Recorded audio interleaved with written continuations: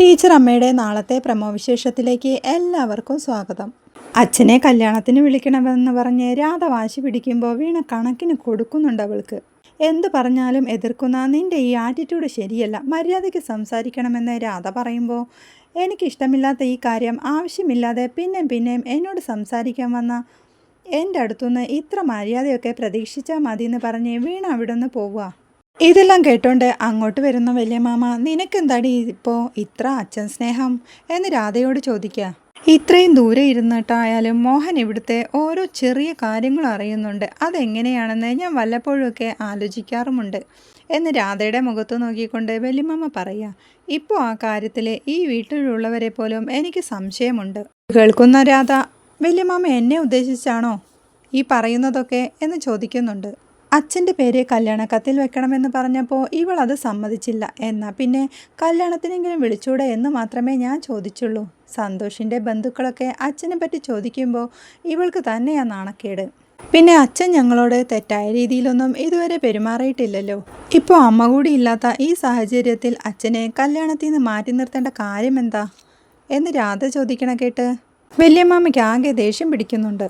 ഇതൊക്കെ കേട്ട് ഒന്നും മിണ്ടാതിരിക്കുന്ന മഹേഷിനെ നോക്കിക്കൊണ്ട് മറ്റവനെ കല്യാണത്തിന് അച്ഛനായി ഒരുക്കി കെട്ടി കൊണ്ടുവരണമെന്ന് ഇവൾ പറയുമ്പോൾ തിരിച്ചങ്ങോട്ട് പറയാൻ നിന്റെ വായിലെന്താടാ മഹേഷേ എന്ന് ചോദിക്കണ കേട്ട് ഞാൻ ഇതിൽ എന്ത് പറയാനാ വല്യമ്മാമേ എന്ന് മഹേഷും പറയുന്നുണ്ട്.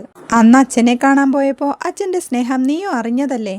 സ്വന്തം മകനായി അയാൾ നിന്നെ അംഗീകരിച്ചോ? ആ ദുഷ്ടനാ എൻ്റെ സരസ്വതിയുടെ ജീവിതം തകർത്തത്. ഈ കല്യാണം അവനായിട്ട് മുടക്കുമോന്നാ എൻ്റെ പേടി. സരസ്വതിയുടെ മരണത്തിന് പിന്നിൽ പോലും അവനാണെന്നാ തൻ്റെ സംശയം. അവനെ ഭയന്ന് പേടിച്ച് ജീവിച്ച എൻ്റെ സരസ്വതി പോയത് എന്ന് പറഞ്ഞുകൊണ്ട് വല്യമാമ കരയുക. ഇനിയിപ്പോൾ അച്ഛൻ കല്യാണത്തിന് വരണമെന്ന് നിർബന്ധമുള്ളവരെ കുഞ്ഞിയുടെ കല്യാണത്തിൽ പങ്കെടുക്കണമെന്ന് ഒരു നിർബന്ധവുമില്ല എന്ന് പറഞ്ഞുകൊണ്ട് വല്യമാമ അവിടെ നിന്ന് പോവുക. പിന്നീട് മുറിയിൽ കട്ടിലിരുന്ന് കുഞ്ഞി അമ്മയെ ഫോണിൽ വിളിച്ച് നടന്ന കാര്യങ്ങളൊക്കെ പറയുക. തൻ്റെ കല്യാണക്കത്തിൽ അച്ഛൻ്റെ പേര് വെക്കണമെന്ന് പറഞ്ഞപ്പോൾ ഞാനത് സമ്മതിക്കാത്തതിന് രാധേച്ചി കുറേ വഴക്കു പറഞ്ഞതാ. ഇന്നിപ്പോൾ അച്ഛനെ കല്യാണത്തിന് പങ്കെടുപ്പിക്കണമെന്ന് പറഞ്ഞ് വാശി പിടിക്കുക. ഞാൻ ജനിച്ചപ്പോൾ മുതൽ എന്നെ ഉപേക്ഷിച്ചു പോയ ഒരാളെ എൻ്റെ കല്യാണത്തിൽ പങ്കെടുക്കേണ്ടെന്ന് ഞാൻ തീർത്തു പറഞ്ഞു. രാധേച്ചിക്ക് എന്തോ ഒരു വാശിയാ അച്ഛനെ കല്യാണത്തിൽ പങ്കെടുപ്പിക്കണമെന്ന്. രാധേച്ചിക്ക് അച്ഛനുമായി കോണ്ടാക്ട് ഉണ്ടോന്നാ എൻ്റെ ഇപ്പോഴത്തെ സംശയം. അച്ഛൻ വരണമെന്ന് നിർബന്ധമുള്ളവർ ഈ കല്യാണത്തിൽ പങ്കെടുക്കേണ്ടെന്ന് വല്യമാമ തീർത്തു പറഞ്ഞിട്ടുണ്ട്. അമ്മയുടെ ഓരോ കാര്യങ്ങളോർത്ത് വല്യമാമ സങ്കടപ്പെടുന്നത് സഹിക്കാൻ പറ്റുന്നില്ല അമ്മേ. അമ്മ ഇപ്പോഴും ഉള്ളതറിഞ്ഞാലേ വല്യമാമയ്ക്ക് എന്ത് സന്തോഷാവും. എനിക്ക് ഈ കാര്യം വല്യമാമയോട് പറയാൻ തോന്നുക അമ്മേ എന്നൊക്കെ വീണ പറയുമ്പോഴേക്കും ഏട്ടൻ അറിയാത്ത ഒരു കാര്യം ഇതുവരെ എൻ്റെ ജീവിതത്തിൽ ഉണ്ടായിട്ടില്ല. എന്നോടുള്ള സ്നേഹം കൊണ്ടല്ലേ ഏതു സാഹചര്യത്തിലും ഏട്ടൻ കുഞ്ഞിക്കൊപ്പം നിൽക്കുന്നത്. ഏട്ടനോട് ഇക്കാര്യം മറച്ചു വെക്കുന്നത് മഹാഭാവം തന്നെയാ. ഏട്ടനെ ഇനിയും സങ്കടപ്പെടുത്താൻ വയ്യ. ഏട്ടനോട് ഇക്കാര്യം പറയുന്നത് തന്നെയാ നല്ലത്. ഏട്ടനെ ഇനി സങ്കടപ്പെടുത്താൻ വയ്യ എന്ന് അമ്മ പറയണ കേട്ട് കുഞ്ഞി സന്തോഷത്തോടെ ഫോൺ വയ്ക്കുക.